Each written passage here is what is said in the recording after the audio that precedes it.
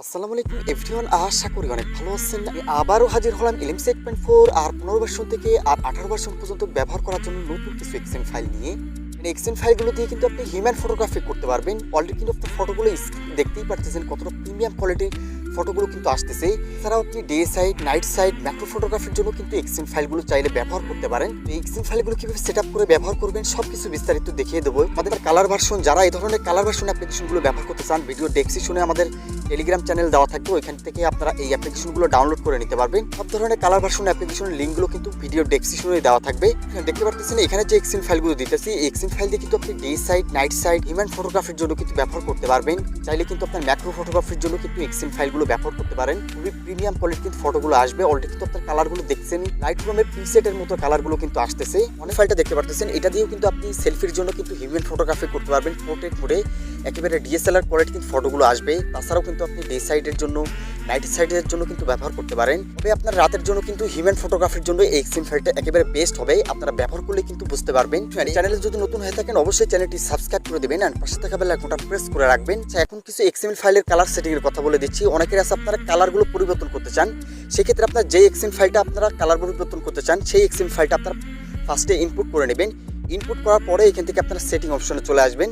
সেটিংয়ে আসার পরে এখান থেকে ফটো প্রসেসিং এই অপশনটাতে ক্লিক করবেন। তারপরে এখান থেকে আপনারা মেন ক্যামেরা, ফ্রন্ট ক্যামেরা এই দুইটা আপনারা এখান থেকে চেঞ্জ করবেন। যদি ব্যাক ক্যামেরাটা চেঞ্জ করতে চান সেক্ষেত্রে আপনারা মেন ক্যামেরাতে চলে আসবেন। আমি আপনাদের একটা সেটিং দেখিয়ে দিচ্ছি, একটা সেটিং দেখে আপনারা ফ্রন্ট ক্যামেরাটা চেক করে নেবেন। আচ্ছা, এখান থেকে আসার পর আপনারা মেন সেটিংয়ে আসবেন। মেন সেটিংয়ে আসার পর এখানে উপরে দেখতে পাচ্ছেন শার্পনেস, এখানে ক্রোমা দেওয়া আছে। এই অপশনগুলো কিন্তু আপনি কনফিগ বানানোর সময় কিন্তু সেট আপ করে রাখছি। তো আপনারা আপনাদের মতো কিন্তু পরিবর্তন করে নিতে পারেন। যদি আপনারা বুঝতে না পারেন সেক্ষেত্রে কিন্তু এই অপশনটা আপনাদের ঘাটাঘাটি করার দরকার নাই। তো আমি আপনাদের কালারগুলো এখান থেকে দেখিয়ে দিচ্ছি কীভাবে কালারগুলো পরিবর্তন করবেন। এর জন্য আপনারা চলে আসবেন, এই যে কালার অপশনটা আছে এই কালার অপশনটাতে ক্লিক করবেন। এখানে কিন্তু আপনি অনেক ধরনের কিন্তু কালার কিন্তু পেয়ে যাবেন। এখান থেকে আপনারা স্ক্রল করে নিচে চলে আসবেন। এখান থেকে সিএফ সেটিং যে অপশনটা দেখতে পাচ্ছেন, এখানে দেখেন green option, red option, blue, yellow, green, red, orange এই অপশনগুলো কিন্তু এখানে দেখতে পাচ্ছেন। এইখান থেকে আপনারা কম বেশ করে দেখবেন যে আপনার কাছে কোনটা ভালো লাগে। যেটা আপনার কাছে ভালো লাগবে সেটা কিন্তু এখান থেকে বাড়িয়ে কমিয়ে আপনি কিন্তু আপনার মন মতো কালারগুলো সেটিং করতে পারবেন। উপরের দিকে কিন্তু আপনার কালারগুলো কিন্তু কমবে অ্যান্ড নিচের দিকে গেলে কিন্তু আপনি কালারগুলো কিন্তু বাড়বে। এইভাবেই আপনারা মূলত এখান থেকে ব্লু সেটিং, তারপরে গ্রিন সেটিং এই সেটিংগুলো কিন্তু আপনারা এখান থেকে করে নেবেন। তাহলে আপনার কালার সেটিংগুলো কিন্তু বেড়ে যাবে। আর যদি আপনার ফেসের স্পুটটা যদি একটু বেশি চান অথবা আপনার নয়েজটা বেশি হয়ে যায় সেক্ষেত্রে আপনারা নয়েজ রিডাকশন এই অপশনটা চলে আসবেন। এখানে দেখেন স্মুথ নামে একটা অপশন আছে, এই স্মুথে কিন্তু আপনার ডিফল্টে দিয়ে রাখছি।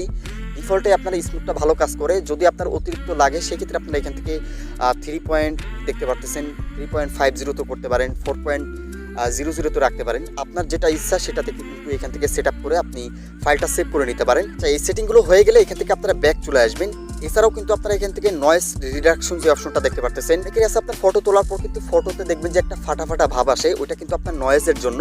তো এখান থেকে আপনারা স্মুথ যে নয়েজটা আছে এটা বাড়িয়ে দিবেন। তারপরে এখান থেকে টেম্পোরাল যেটা আছে এটাও আপনারা এখান থেকে বাড়িয়ে দেবেন। তাহলে দেখবেন যে নয়েজগুলো কিন্তু আপনার রিমুভ হয়ে গেছে।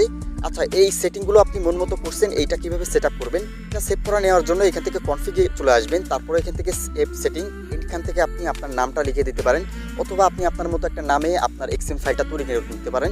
তারপরে এখান থেকে যখনই আপনারা ইয়েস ক্লিক করবেন এই এক্সএমএল ফাইলটা কিন্তু আপনার এখানে সেভ হয়ে যাবে। আচ্ছা, ক্যামেরাতে আসার পর এখানে দেখতে পাচ্ছেন সাইফ এক্সএমএল কিন্তু একটা সেভ হয়ে আছে এক্সএমএল ফাইল।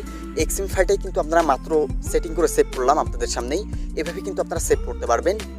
এক্সএমএল ফাইলগুলো যদি ভালো লেগে থাকে অবশ্যই ভিডিওতে একটা লাইক করে দেবেন আর কমেন্ট সেকশনে আপনার মতামত বলতে ভুলবেন না কেমন হয়েছে এক্সএমএল ফাইলগুলো। আর যদি চ্যানেলে নতুন হয়ে থাকেন অবশ্যই চ্যানেলটি সাবস্ক্রাইব করে দেবেন আর পাশে থাকা বেল আইকনটা প্রেস করে রাখবেন। তাহলে আমাদের নতুন নতুন এক্সএমএল ফাইলের ভিডিও কিন্তু আপনার কাছে সবার আগে পৌঁছায় যাবে। তো দেখা হবে, কথা হবে নেক্সট কোনো কনফিগ ভিডিওতে। ততক্ষণ সবাই ভালো থাকবেন।